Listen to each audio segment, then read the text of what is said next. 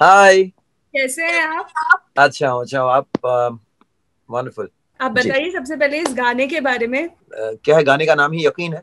तो यकीन। अगर आप अपने खुद पर यकीन ना रखें तो फिर दुनिया को यू नो क्या कहें, फेस करना मुश्किल हो जाता है। तो हम्म। कहीं ना कहीं मुझे यही लगा कि शुरुआत, जो साल की शुरुआत का ये गाना है, तो कोई एक पॉजिटिव मैसेज के साथ कि हमेशा अगर हमारे जिंदगी में कोई ऐसे हैं हों जिन पर हम यकीन करें, जो हम पर यकीन करें, तो हम्म। फिर जिंदगी बहुत आसान हो जाती है। और बस इसी इसी थॉट पर ये गाना भी है। मतलब इस गाने की जो लिरिक्स भी उस तरह की है और ऑफ कोर्स वीडियो भी उस तरह का ही बना है। तो ये आइडिया कैसे आया है आपको यकीन का? वेल, असल में जो हमारे लिरिसिस्ट हैं कुंवर जुनेजा जी, वो भी पंजाबी है। हम्म। और वो मेरे बहुत सारे गाने जो हिंदी में हैं, जो इस मेरे यूट्यूब चैनल पर रिलीज हुए हैं, सुरीली, जानिए और नसीबा, जो मतलब हिंदी पंजाबी हम्म। गाने उन्होंने क्रिएट किए हैं मेरे लिए बहुत सारे।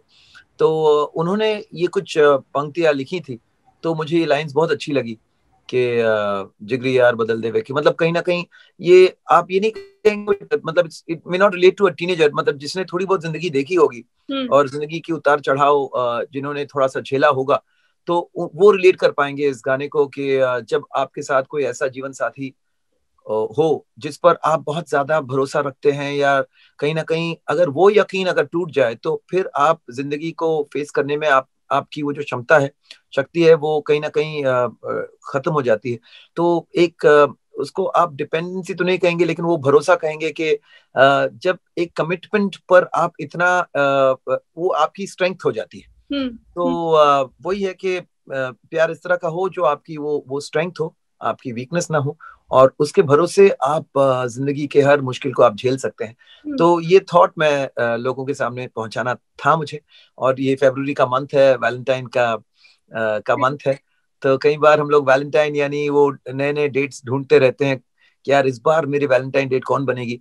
तो मैं हम्म। तो वही कहूंगा कि कोई ऐसा डेट हम ढूंढ लें जो हमेशा के लिए हमारे साथ रहे, और क्या? जो हमारी ताकत बने, और जो हमें जिंदगी में हमेशा सपोर्ट करे, जिन्हें हम हमेशा सपोर्ट करें। और commitment is a beautiful feeling and a beautiful emotion. तो hmm. That's what this song is about. हम्म।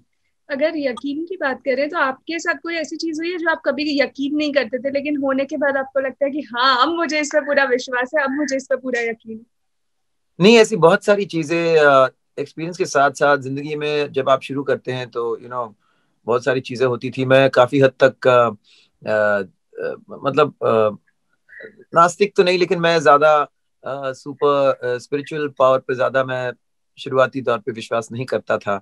और फिर काफी ऐसी ऐसी चीजें हुई जिससे मुझे लगा कि नहीं, कुछ तो एक डिवाइन पावर है जो हर चीज को हमें कई बार ऐसी सिचुएशंस हैं जहाँ एक बार मैं हम एक छोटी सी बता दूं, एक पहाड़ से हम उतर रहे थे और मुझे लगा कि कहाँ हम लोग ये बोरिंग रास्तों से चल रहे हैं। है। चलो मैं बहुत अच्छा माउंटेन क्लाइंबर था।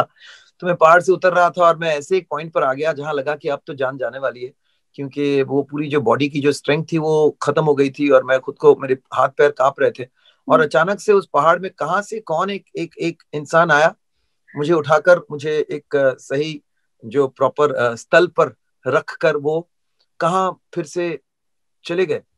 और हम्म। और मेरे दोस्तों को भी वो नजर आए, लेकिन ना वो रुके, ना कोई बातें हुई, और ऐसा लगा कि पता नहीं ये कहाँ से आए, कहाँ से चले गए। तो इस तरह से काफी ऐसी मतलब मिरेकल्स हुई एक एक वक्त के दौरान। उसके बाद मुझे भी यकीन हुआ कि नहीं, कुछ तो है जो हम्म। हमें शायद समझ में नहीं आ रहा है, दिखाई नहीं देता, समझ नहीं आता, लेकिन है, इसे हमें मानना है। तो हाँ, तब से जैसे मैं डिवाइन पावर को यूनिवर्स। बहुत मानता हूँ। जी। और ये भी मानता हूँ कि जो होना है वो होकर रहेगा, हम्म। और हमें बस अपनी मेहनत, अपनी पॉजिटिविटी को रखना है, और कभी मायूस नहीं होना है, और जो भी हो उसे एक्सेप्ट करना है। वैसे बड़े अच्छे मौके पे आपने ये गाना रिलीज किया। वैलेंटाइंस डे आने वाला है, प्यार का जी। पूरा सीजन जो है ऑलरेडी शुरू हो चुका है, तो आपकी लव स्टोरी के बारे में कुछ बताइए। कैसे मेरी शुरू? लव स्टोरी तो बहुत क्या करें, बहुत बहुत अरसों, क्या बरसों, अरसों पुरानी लव स्टोरी है। और अब ये साल हमारा 25वां साल होगा टुगेदर।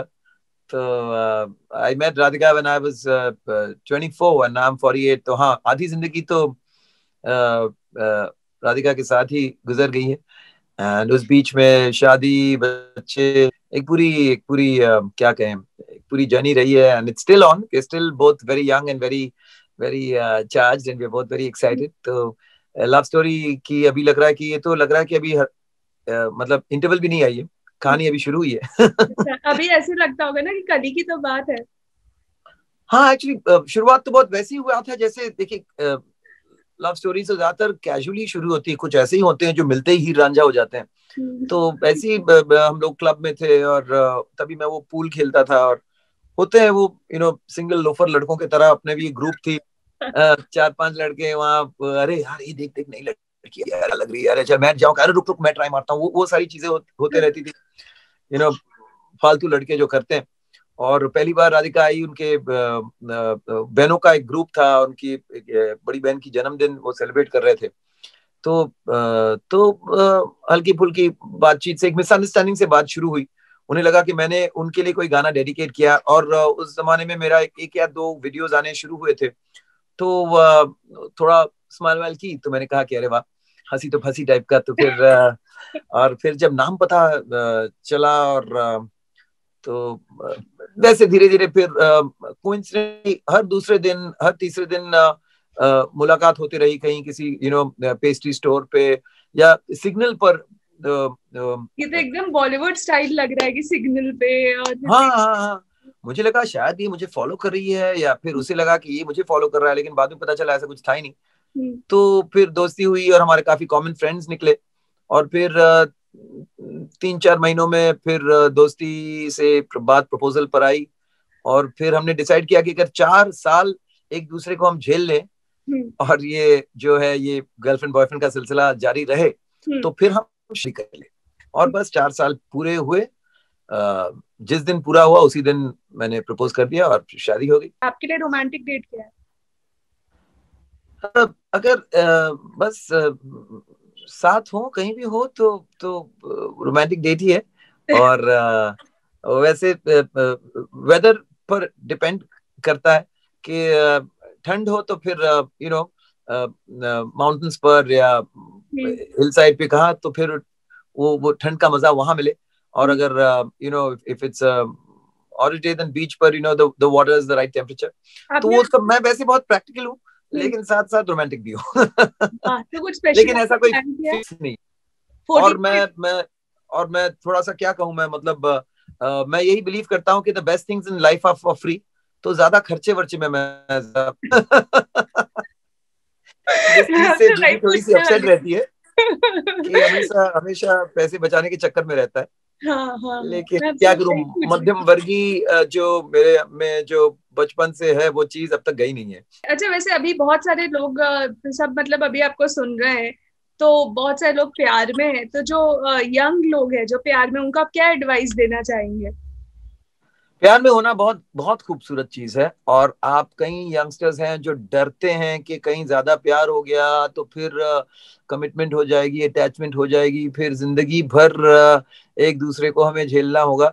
आप बिल्कुल मत डरिए, और वो ज्यादा प्यार आपको, you have to be honest about it. कई लोग यंगस्टर्स होते हैं जो प्यार से प्यार करते हैं, कोई मिली नहीं कि बस प्यार हो गया, oh I can't live without you, अब तो मुझे बस सारी जिंदगी सारी दुनिया एक तरफ तुम एक तरफ। वैसे मत होना। प्यार को पनपने के लिए थोड़ा सा वक्त देना, और वो शुरुआत में जो होता है वो मैडनेस होता है, वो एक ऑब्सेशन होती है।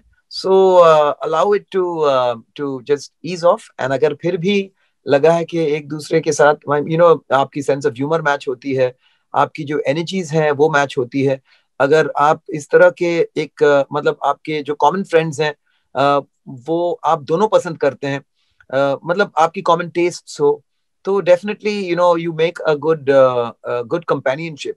Thank you so much and all the very best. Thank you, Kritika. Keep traveling and keep doing all the things that you enjoy. Thank you so much. Bye bye.